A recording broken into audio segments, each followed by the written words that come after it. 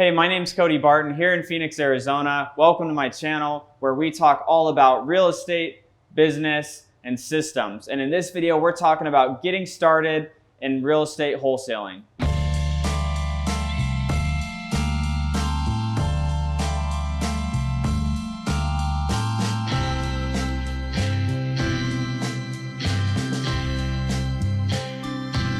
So as you're getting started in your real estate investing business, it's super important to understand to have the right expectations, because there's expectations of what the gurus say and what a lot of people on YouTube say that, you get rich so fast, in real estate and the cool cars and flashing checks and things like that. But you want to separate, your expectations and reality and understand to have the right expectation as you get started. So as you're getting going in your business, it's just like anything else, like going to the gym. It's easy to go to the gym. It's also easy to stay home, sit on the couch, and eat a bag of potato chips. So just like as you're getting started in your wholesaling business, it's all about taking consistent actions. So the good news about real estate is that it's one of the best ways to actually build wealth in your life. And so where it's not really a get rich quick, it's more of a get rich for sure. So when I was first getting started in this business, like yourself, I was watching a lot of different YouTube videos, I was listening to podcasts, I was really just trying to find what was really the route to go to get my first deal. And most of the videos, they were talking about all these expensive things you had to do, like you need to start mailing people, you need to be buying these lists and spending a lot of money. And I'm like, I'm just getting started, I don't know even what I'm supposed to do when I actually have a motivated seller. What is a motivated seller? How do I even find that type of person? Let alone, do I know what to do once I start talking to them? So I tried to find the most cost-effective approach to doing that. So I'm gonna go ahead and assume that you're probably in the same situation that I was in, feeling the same way. I don't have a lot of money. I don't really like what I'm doing now. And what I do see is all the opportunity within real estate. So what I personally did when I first got started was I watched the videos and I'm like, all right, what am I gonna do? I'm gonna drive for dollars. That was, the hot thing when I was starting off. And I didn't want to spend a lot of money. So what I did is I created a schedule for myself. So the mock schedule that I created for myself was I figured out, okay, what areas of town, and I live in Phoenix, so what areas of town are there a lot of rundown properties? Are investors buying? So I started doing some research. I talked to a few realtors, figured out, okay, this is where the investors are buying in town, and these are the neighborhoods where there's obviously distressed properties, so it makes it easier to find them. So what I started doing was between the hours of 10 a.m. to 4 p.m., Monday through Friday, I just drove for dollars. And there wasn't, technology or cool apps or anything like that out when I started, so I couldn't, take pictures of them and start sending mail pieces or do all these cool things with those properties. So what I had to do was I literally had a yellow notepad and I would drive down the streets, and I had Google Maps open on my phone. And so while I was doing that, I would be driving down the street and I would be just looking at properties. I'm like, okay, like, is the paint messed up there? Oh, this house actually looks vacant. So, I would put that down. I would pull up my phone and I would look on Google Maps. I'm like, that's the address, perfect, okay. And then I would sit there in front of the house and I would get my yellow notepad and I would physically handwrite that address. And so once I had that address, my goal was to get 25, 30 addresses every day. And then what I did was I went home and I would individually, cold call the owners of those properties. And, I'll tell you a little bit more about how to actually get in touch with these owners, but I just cold call the owners and I'd basically say something super simple. Hey, Sally, I'm calling about your property on 123 Main Street. Just wanted to see if maybe you'd be open to an offer on your property there. So I just kept it super simple. I didn't really know what I was doing, but I just took action. So I was driving for dollars, taking down addresses, cold calling everyone as soon as I would get home. So from like 4 to 5 p.m., I was cold calling those people and finding their phone numbers to call them. And then any of the people that I wasn't able to reach, what I did was on Saturday afternoons, I would go and door knock all these people. Because a lot of times during the week, they might be at work, they're not home, they're doing, school functions with their kids or whatever might be going on. So what I started doing was Saturdays, because a lot of times people are hanging out at home on the weekend. So I started door knocking. And so about a month of doing this, so it wasn't 2 days, it wasn't a week, I was doing this for a whole month consistently.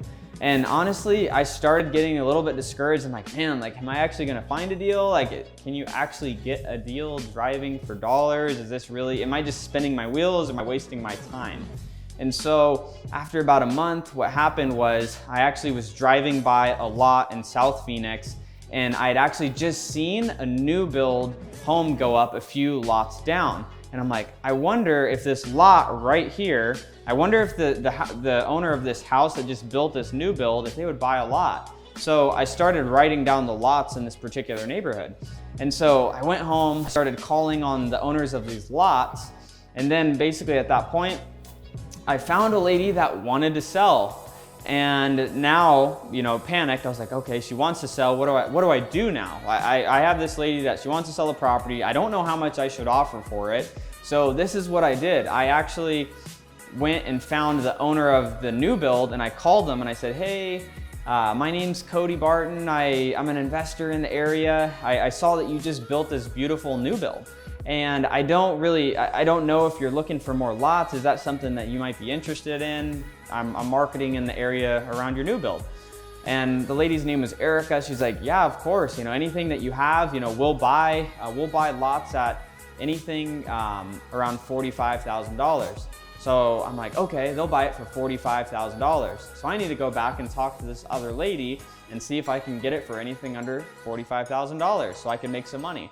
So after going back and forth, the lady wanted 50. I'm like, oh, I'm not gonna make any money on that. So after basically a week of going back and forth, I was able to get her to agree to $40,000, and I ended up selling it to that person that I called, Erica, for $43,000, and that's how I got my first deal. It was $3,000. I should have been able to make more money on it. Looking back, hindsight 2020, I was just excited to get a deal. I found a seller that was willing to believe that I could buy her property, and I got it under contract, and I was able to bring that property to this new buyer that I found just from driving in the neighborhood and sell it to them and make my first check in wholesaling real estate. If you guys would like for me to show you how to drive for dollars, comment below and I'll create a video all about driving for dollars, what to look for, what technology to use so you don't have to work like a caveman like I did off of a yellow notepad. So if I was a beginner looking back, what I would do differently is right when I get started, I would be looking to join the local real estate investing community Facebook groups and to be looking at the real estate investment meetups that are happening around town. Because the thing is, you can go to those, you can rub shoulders with other investors that are doing deals, and what you can do is network with those people, find out, hey John, hey Sally, where are you doing deals at? What parts of town would you suggest driving for dollars in? Where could I find deals to bring to you to buy? Because the thing is, I want to buy more deals as a company owner, so you got to think about these people that you're meeting at these meetups that are actually buying deals. You can be a source to bring them deals, so they're going to point you in the right direction of where to go to actually start finding some deals. So now that you know where to go find the deals, now you're probably thinking, well, what's the next step? How do I have these conversations with these homeowners? So what I'm gonna do is include below a link to the cold calling script that our team uses in our business on a day-to-day basis. So you can just have a basic understanding of, calling them and having that simple conversation, identifying if there's somebody that really wants to sell or if you should just move on to the next homeowner. Because at the end of the day, you don't need to focus on every lead, every opportunity, because there's always more. So again, it's thinking in abundance, setting your schedule, and taking action. Because at the end of the day, you can get excited, you can look at the cool watches and cars and all the flash of the checks and things like that a lot of gurus post,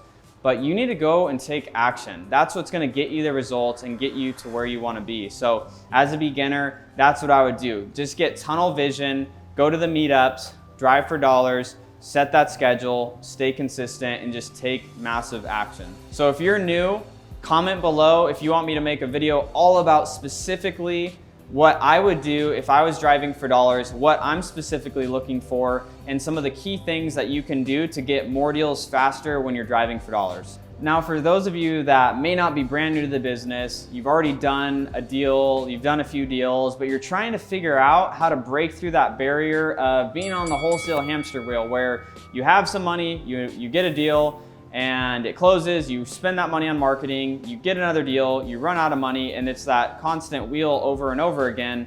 In the next video, I'm gonna be talking all about how to get off of that and scale your business into multiple deals a month like I've been able to do over the last 2 years. I got that first deal driving for dollars, and now within 2 years' time, have a wholesale business that's doing over $100,000 a month, a fix and flip company, a buy and hold company, and multiple other successful businesses. So guys, if you like this video and you want to continue to learn more about real estate, business, and systems, make sure to like, subscribe, and hit that notification bell, and we'll see you in the next video.